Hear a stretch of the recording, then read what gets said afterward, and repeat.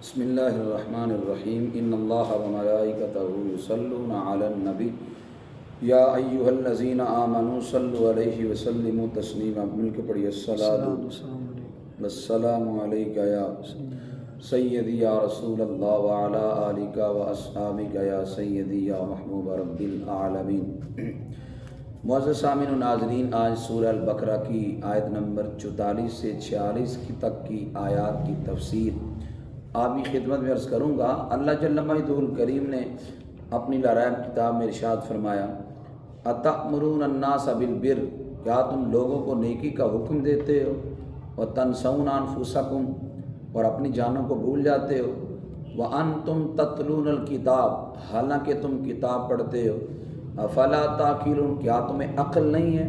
اس آیت کا شان نزول مفسرین یہ بیان کرتے ہیں کہ جو یہود سے نبی کریم صلی اللہ علیہ وسلم کی آمد مبارکہ سے قبل تورات کو نکالتے، نبی کریم صلی اللہ علیہ وسلم کے نام نامی اس میں گرامی پہ ہاتھ رکھتے اور کہتے، یا اللہ میدان جنگ میں ہمیں مشرکین پہ حضور کے نام کے صدقے فتح عطا فرما.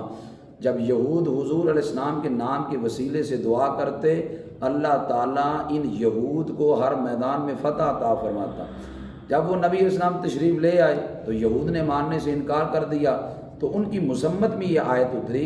ارشاد فرمایا، لوگوں کو نیکی کا حکم دیتے ہو، اپنی جانوں کو بھول جاتے ہو کہ ہم نے بھی ایمان لانا ہے. بعض مفسرین فرماتے ہیں اس کا شان نزول یہ ہے کہ کچھ لوگوں نے یہود سے پوچھا جو کہ ان کے رشتہ داری تھے، کیا اسلام سچا دین ہے؟ یہود کہنے لگے اسلام بالکل سچا دین ہے، لہذا اسلام پہ ڈٹے رہو.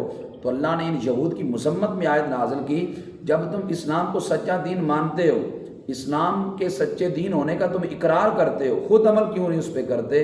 تو فرمایا تم خود اس بات کا انکار کیوں کرتے ہو؟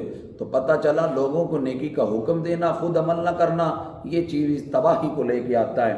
نبی کریم صلی اللہ علیہ وسلم ارشاد فرماتے ہیں، معراج کے موقع پر میں نے دیکھا کہ کچھ لوگوں کے ہونٹوں کو آگ کی کینچی سے کاٹا جا رہا تھا. نبی علیہ السلام فرماتے ہیں، میں نے پوچھا جبریل یہ کون لوگ ہیں؟ جناب جبریل امین نے عرض کیا، کہا یہ آپ کی امت کے وہ لوگ ہیں جو دنیا میں لوگوں کو نیکی کا حکم دیتے تھے، خود عمل نہیں کرتے تھے. لوگوں کو کہتے تھے نیکی پہ چلو، لوگوں کو کہتے تھے نیکی کرو، لوگوں کو گناہ سے روکتے تھے لیکن خود نہ گناہ سے رکھتے تھے، نہ لوگوں کو نیکی کرنے کا حکم دیتے تھے، جس کی وجہ سے انہیں یہ سزا ملی.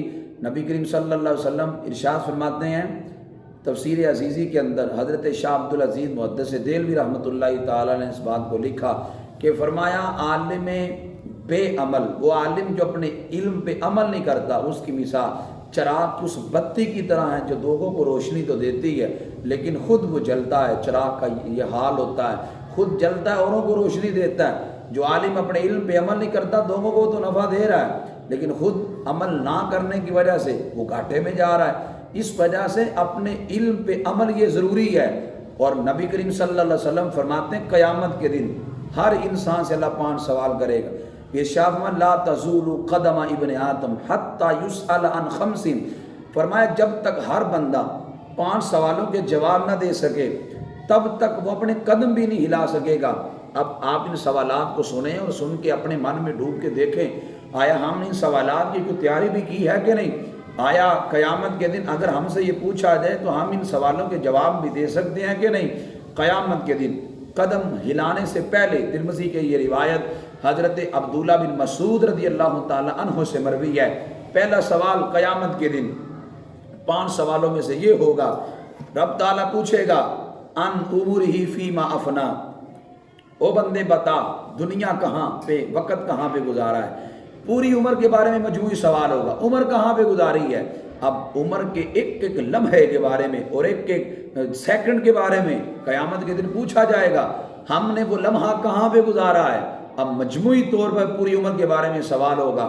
دوسرا سوال بھی نہایت اہم ہوگا، رب پوچھے گا وَأَنْ شَبَابِهِ فِيمَا أَبْلَى، جوانی تم نے کہاں پہ بسر کی ہے. جوانی کے بارے میں خصوصی سوال ہوگا. جوانی مستانی نہیں ہے، جوانی گلی چوکوں میں کھڑے ہو کر گزارنے کے لیے رب نے نہیں دی، بلکہ جوانی تو دے دی کہ تم اس جوانی کو حضور کی دہلیز پر رکھ کے گزارو۔ رب نے جوانی گناہ کرنے کی قوت موجود ہو، اس کے باوجود بندہ اپنی جوانی کو اللہ کے حضور لا کر کھڑا کر دے، یہ اصل جہاد ہے۔ مولانا روم فرمایا کرتے تھے در جوانی توبہ کردن شیوائے پیغمبری، وقت پیری گرگ ظالم می شود پرہیزگار۔ مولانا روم کہتے تھے اصل توبہ جوانی کی توبہ ہے۔ فرمایا جب بھیڑیا بوڑھا ہو جاتا پھر تو وہ بھی بیٹھ جاتا، پھر تو وہ بھی توبہ کر لیتا ہے۔ تو اگر بندہ ساری زندگی گناہ کرتا رہے، آخری عمر میں جا کے توبہ کرے، یہ کمال نہیں، اگرچہ یہ بھی اللہ کا فضل ہے کہ آخری عمر میں توبہ جا کے کر لے اور اپنے گناہوں کی رب سے معافی مانگ لے۔ کسی دانا نے ٹھیک کہا تھا، کر جوانی میں عبادت کاہلی اچھی نہیں، جب بڑھاپا آ گیا پھر عبادت بن پڑتی نہیں، یہ بڑھاپا بھی غنیمت جب جوانی جا چکی، یہ بڑھاپا بھی نہ رہے گا موت جس دم آ پڑی۔ موت کا فرشتہ اگر آ گیا تو ہماری یہ بڑھاپا بھی نہ رہے گا۔ اس لیے جوانی میں توبہ یہ اللہ کو زیادہ پسند ہے۔ اس لیے ایک حدیث پاک میں آتا جو جوان جوانی میں توبہ کرتا ہے اللہ قیامت کے دن اس کو اپنے عرش کا سایہ عطا فرمائے گا۔ تو جوان کو عظمت اور فضیلت دی گئی کیونکہ اس کے اعضاء میں گناہ کرنے کی قوت ہے۔ پھر اللہ کی راہ بارگاہ میں اپنی جوانی کو لے آئے، اللہ اسے دوہرا اجر دیتا ہے۔ تیسرا سوال قیامت کے دن ہوگا، وَأَنْ مَالِهِ مِنْ أَيْنَ اكْتَسَبَهُ، بندے یہ مال کہاں سے کمایا ہے؟ آج ہم کہتے ہیں مال آنا چاہیے جیسے بھی ہو، ہم ذرائع آمدنی پہ غور نہیں کرتے۔ پوچھا جائے گا یہ مال تمہارے پاس کہاں سے آیا ہے؟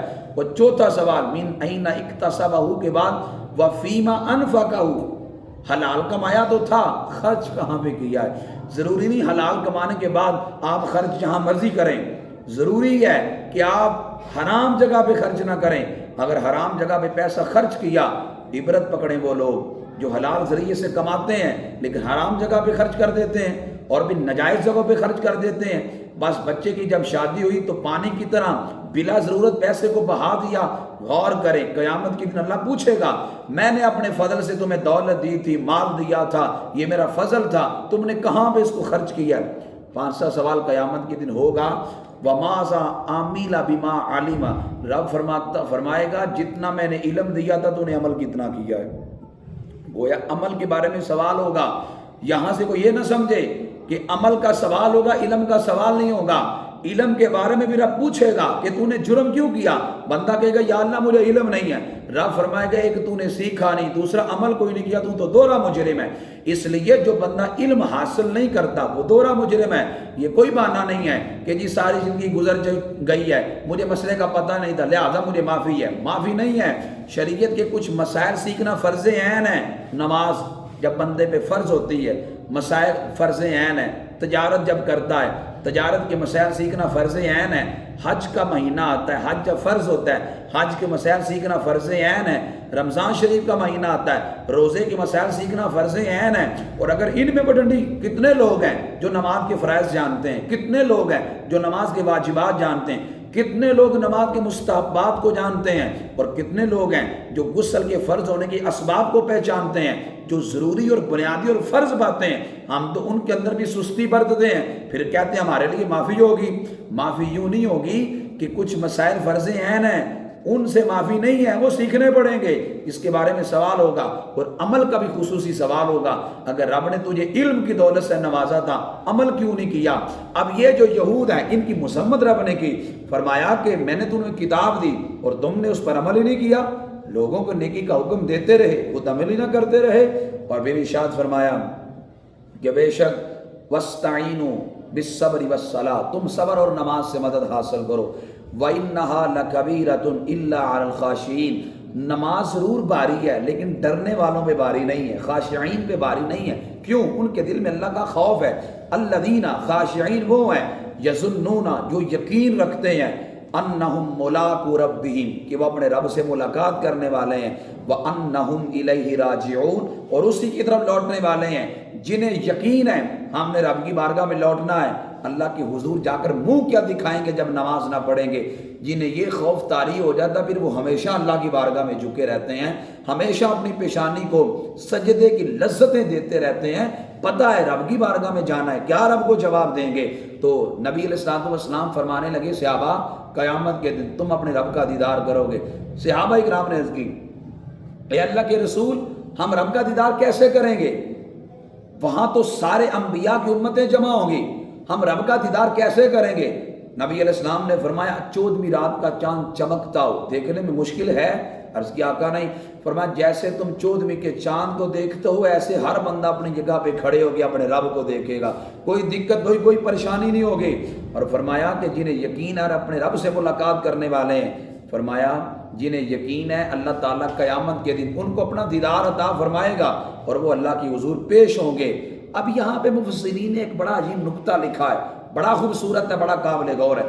علماء فرماتے ہیں عابد گوشہ نشین سے عالم افضل ہے، یعنی ایسا عبادت گزار جو تنہائیوں میں اللہ کی عبادت کرتا ہے اس سے ایک عالم افضل ہے۔ وجہ کیا ہے؟ وجہ یہ کہ عبادت گزار تو گوشہ نشین ہو کر اللہ کی عبادت کرتا ہے، لیکن عالم دین لوگوں کے اندر رہ کر لوگوں کی باتیں بھی سنتا ہے اور صبر بھی کرتا ہے۔ اللہ نے کہا نا وَاسْتَعِینُوا بِالصَّبْرِ، صبر سے مدد لو، تو عالم دین لوگوں کی باتیں بھی سنتا ہے، لوگوں کی باتیں سن کے صبر بھی کرتا ہے۔ حضرت شاہ عبدالعزیز محدث دہلوی رحمۃ اللہ تعالی علیہ نے تفسیر عزیزی کے اندر ایک یہاں پہ حدیث نقل کی، ایک نبی پاک کے صحابی تھے، وہ گوشہ نشین ہو گئے، اللہ کی عبادت کرنے لگے۔ نبی علیہ السلام نے ان کو بلا کر فرمایا تم گوشہ نشین ہو گئے، کیا وجہ بنی؟ عرض کیا کہا لوگوں کی صحبت کی وجہ سے عبادت میں خلل آتا ہے۔ میرے نبی علیہ السلام فرمانے لگے لوگوں کی صحبت کی وجہ سے تمہیں جو تکلیف آتی ہے، فرمایا اللہ اس تکلیف پر تمہیں 60 سال سے بھی زیادہ نیکیوں کا ثواب عطا فرماتا ہے۔ فرمایا تمہاری 60 سال کی تنہائی کی عبادت ایک طرف، اور فرمایا لوگوں کی تکلیف کو سن کے برداشت کرنا ایک طرف، تو علماء لوگوں کی باتوں کو سنتے بھی ہیں، لوگوں کی باتوں کو برداشت بھی کرتے ہیں، پھر بھی نبی پاک صلی اللہ علیہ وسلم کے دین کا کام کرتے ہیں۔ وہ مسجد کے اندر ہم پیچھے اس امام کے کہہ کر پھر اسی امام کی غیبت کرتے ہیں، ہم پیچھے اس امام کے کہہ کر پھر اسی امام کی مخالفت کرتے ہیں، یہاں امام کے پیچھے نماز پڑھ کے گئے وہاں جا کے اس کی غیبت کرنے لگے۔ ذرا ہم اپنے ایمان کو جھنجھوڑ کے دیکھیں تو صحیح، ہم کس جگہ پہ کھڑے ہیں؟ جب قید امام کا مطلب کیا ہے؟ پیشوا، مقتدا، لیڈر۔